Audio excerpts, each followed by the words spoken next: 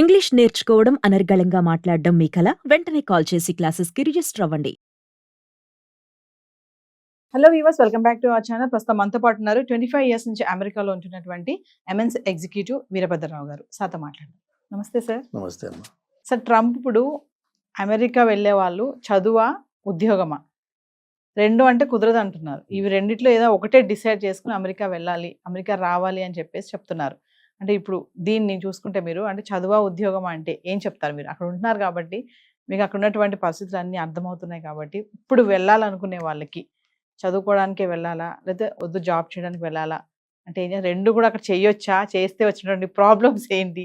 చదువా ఉద్యోగమా అనే చాయిస్ ఎప్పుడు లేదమ్మా. చదువుతున్నప్పుడు ఓన్లీ చదువుతూనే ఉండాలి. సో స్టూడెంట్గా వెళ్దాం అనుకునేవాళ్ళు యాక్చువల్గా చూస్తే మీరు ఇందులో మళ్ళీ బాహాటంగా చేసే దొంగతనమే ఇది. ఎందుకంటే స్టూడెంట్ వీసా అప్లై చేసుకునేటప్పుడు దానికి సపోర్ట్ డాక్యుమెంటేషన్ ఇచ్చేటప్పుడు ఆడిటర్స్ తోటి బ్యాంక్ స్టేట్మెంట్స్ తోటి మనము కాన్ఫిడెంట్గా ఆ యూనివర్సిటీకి స్టేట్మెంట్స్ సప్లై చేస్తాం. ఏమని, మీ దగ్గర అయ్యే కాలేజీకి ఇంత ఖర్చు అవుతుందని నాకు తెలుసు, ఆ మొత్తం ఖర్చు నేను పెట్టుకోగలిగిన స్తోమత నాకుంది, ఇదిగో నా బ్యాంకులో ఇంత బ్యాలెన్స్ ఉంది ఆల్రెడీ, అలానే నాకు ఈ సోర్సెస్ ఆఫ్ ఇన్కమ్ ఉన్నాయి నా ఫ్యామిలీకో నాకో అని మనము ఒక డాక్యుమెంటరీ ఎవిడెన్స్ తయారు చేస్తాం. అది ఎంత నిజమో ఎంత కాదో భగవంతుడు తెలియాలి. సో మీరు క్లియర్గా చెప్తున్నారు, నాకు స్తోమత ఉంది, నేను అమెరికాకు వచ్చి చదువుకునే స్తోమత ఉంది నాకు. అది ఎందుకంటే పర్టికులర్గా ఇక్కడ 100 రూపాయలు ఈక్వల్స్ టు అక్కడ ₹1, right, give or take. So 100లో సంపాదించి ₹1 ఖర్చు పెట్టగలిగిన దమ్ము నాకుంది అని నువ్వు క్లెయిమ్ చేసుకుని దానికి డాక్యుమెంటరీ ఎవిడెన్స్ పుట్టించి అమెరికాకు వస్తున్నావు. వచ్చినప్పుడు అదే ఫాలో చేసి అలానే 100కి to 1 కన్వర్ట్ చేసి మీ నాన్న దగ్గర నుంచో అమ్మ దగ్గర నుంచో డబ్బులు తెప్పించుకుని ఇక్కడ స్టూడెంట్గా ఉండు అని వాడు చెప్తున్నాడు. ఇందులో ఎక్కడ తేడా ఏమి లేదు. మన ప్రాక్టీసెస్లో మన దాన్ని లూప్ హోల్స్లో వాటిని రూల్స్ బ్రేక్ చేయడంలో వచ్చిన కష్టాలు తప్ప, if you look at the process it's very clean. నేను ముందే చెప్తున్నా నా దగ్గర దమ్ముందని, వాడు అంటున్నాడు అలా నీ దమ్మును బేస్ చేసుకుని ఇక్కడ నువ్వు ఉండు, స్టూడెంట్గా ఉండు అని చెప్తున్నాడు. అంతే, తేడా ఏం లేదు. ఫస్ట్ థింగ్ అది.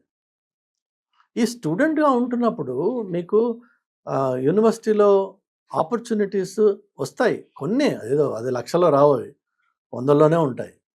ఆ వచ్చిన కొన్నిట్లోకి మీరు సూటబుల్గా తయారవ్వండి వెళ్ళే ముందే, వాటికి అనుగుణంగా. అంటే ఏంటి, ప్రెజెంటబుల్గా, ప్లెజెంట్గా, try to paste a smile on your face all the time, no matter what. And also అక్కడికి వచ్చేటప్పుడు come there with your eyes wide open.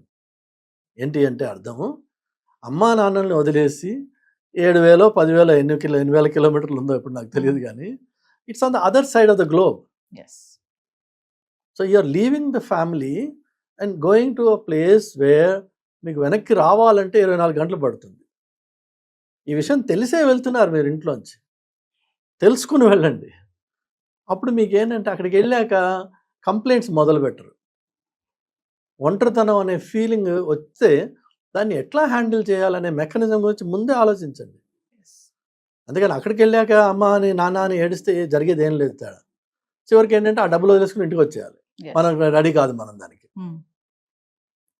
So ఈ విషయం కూడా అర్థం చేసుకోవాలి పిల్లలు. దెన్ నీకు ఒకవేళ ముందే ప్రిపేర్ అయ్యి నువ్వు ఆ basic decorum and etiquette and communication maintain చేసుకునగలిగితే, నేర్చుకుని ఇక్కడ దానికి ఎన్నో వీడియోస్ ఉన్నాయి ఆన్లైన్లో, మీరు చూడొచ్చు. ఒక అవరగా తిరిగే ఒక పిల్లాడికి ఒక ప్రొఫెషనల్గా ఉండే ఒక కుర్రాడికి మధ్యలో తేడా ఏంటి? Why do I want to be? ఎవరన్నా నన్ను చూస్తే నన్ను ఇటేస్తారా అట్టేస్తారా? దానికి ఎవరో బయటవాడు వచ్చి మనకి ఇవాల్యుయేట్ చేసి చెప్పక్కర్లా. నన్ను నేను దానికి అనుగుణంగా నేను మార్చుకుని అక్కడికి వెళ్ళి if you paste a smile on your face అని, నేను పేస్ట్ అంటాను నేను, ఎందుకంటే లోపల బాధ ఉన్నా పైకి ప్లెజెంట్గా మిమ్మల్ని మీరు ప్రజెంట్ చేసుకోగలిగితే మీకు ఎయిదర్ యూనివర్సిటీలో జాబ్ అన్నా మీ ప్రొఫెసర్స్ హెల్ప్ చేస్తారు, or they will give you guidance, or they will keep you in the loop. as soon as an opportunity opens, they'll call you, provided you are in their good books. Yes. American స్టడీస్లో ఉన్న ముఖ్యమైన part ఇండియాలో వీళ్ళు follow చేయింది ఏంటంటే, అక్కడ ప్రొఫెసర్స్కి super duper power ఉంది, influence ఉంది. వాళ్ళని నువ్వు సర్ అని చెప్పి రెస్పెక్ట్ ఇవ్వక్కర్లేదు, వాళ్ళు రాగానే లేచి నిలబడక్కర్లేదు, కానీ వాళ్ళతో రెస్పెక్టబుల్గా మాట్లాడాలి అండ్ ఇంటలెక్చువల్గా ఛాలెంజ్ చేసుకోవాలి. Try to learn from them and if you know better challenge them. They are open to those challenges. ఇండియాలో ఏంటంటే ప్రొఫెసర్కి మీరు రెస్పెక్ట్ ఇవ్వరు, వాడిని చూడము. అక్కడ అది అవసరం. Not only for the sake of education, ఆ కాలేజ్లో ఉన్న రోజుల్లో కాకుండా సబ్సీక్వెంట్గా మీరు ఎక్కడన్నా ఇంటర్న్షిప్స్ అప్లై చేస్తారు, చేయాలి. అర్థం ఏంటంటే, యూనివర్సిటీస్లో చదువుతున్న పిల్లలు అవకాశం దొరకంగానే ఏ వెకేషన్ తీసుకుని ఎక్కడో పోయి ఎంజాయ్ చేద్దాం అనుకునే బదులు, లేక ఇండియా వచ్చేద్దాం అనుకునే బదులు అమెరికాలోనే ఇంటర్న్షిప్స్ అప్లై చేయాలి. That is how you apply your knowledge to the local society. That is how you learn. అలానే that is how you practically know how a company works. లేదంటే మీకు ఏం తెలుసు, ఒక ఉద్యోగం వచ్చింది, డే 1 వెళ్తారు, log on in to the system అని ఉంది, or swipe in some place to get in to the premises అని ఉంది. ఓకే, కాలేజీల్లో చేస్తున్నట్టయితే ఇక్కడ వెళ్తారేమో, ప్రెమిసెస్లోకి వెళ్తారు. నెక్స్ట్ ఏం చేయాలి, నీకేం తెలుసు? What is a project, what is project management, ఏమీ తెలియదు. కానీ ఇంటర్న్షిప్ చేసినప్పుడు చాలా మటుకు అవి పెయిడే ఉంటాయి. ఇంటర్న్షిప్ చేసినప్పుడు మీకు ఒక రియల్ లైఫ్ ఎక్స్పోజర్ వస్తుంది. దానివల్ల జరిగే ఇంకొక మంచి లాభం ఏంటంటే, 1, మీకు ప్రాక్టికల్గా మీ నాలెడ్జ్ని వ్యాలిడేట్ చేసుకునే అవకాశం వస్తుంది. రెండోది వచ్చేసి, if you're a good performer, if you prove your self to be a good sincere working guy, then there is high likelihood ఆ కంపెనీయే మీకు ఫుల్ టైం ఆపర్చునిటీ ఇస్తుంది. Okay, 9 out of 10 times that's what happens. So అమెరికాలో ఉద్యోగాలు సంపాదించడానికి main path వచ్చేసి internships, secondary path వచ్చేసి ఆన్లైన్లో అప్లికేషన్స్ పెట్టుకుంటారు, థర్డ్ పాత్ వచ్చేసి క్యాంపస్ ఇంటర్వ్యూస్ జరగచ్చు, వాళ్ళు పికప్ చేసుకోవచ్చు, ఫోర్త్ వచ్చేసి mainly that's the biggest channel which is referral. So ఒక ఉన్న ఎంప్లాయీ ఒక కొత్త వాడిని రిఫర్ చేస్తే వాడికి always get a consideration. Okay, ప్రిఫరెన్సా కాదా, అట్లీస్ట్ ఎ కన్సిడరేషన్. మిగిలిన కొన్ని రెజ్యూమెస్ సగం చదివి కూడా అసలు చదవకుండా సిస్టమే డిక్లైన్ చేసేసి ఉండొచ్చు. నీ రెజ్యూమేకి బికాజ్ ఇంటర్నల్ ఎంప్లాయీ రిఫర్ చేస్తున్నాడు కాబట్టి there is a level of credibility with which it comes.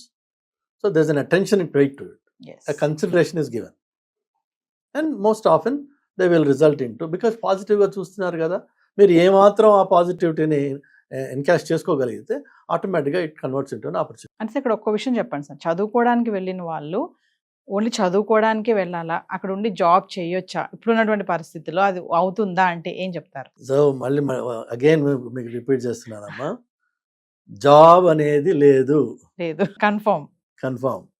చదువుకోవడానికి వెళ్ళిన వాడు చదువుకోవడం మాత్రమే చేయాలి.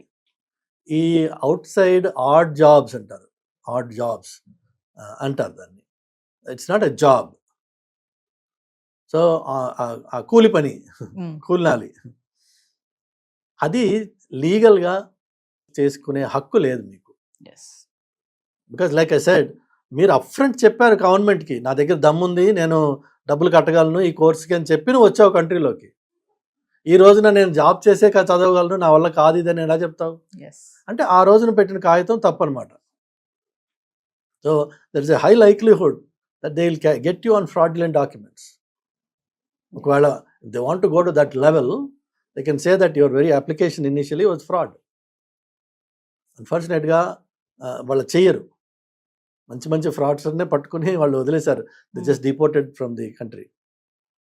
సో జాబ్ అనేది స్టూడెంట్కి you just forget about it. ఆ ఛాన్సే లేదు, మీకు ఎలిజిబిలిటీ లేదు.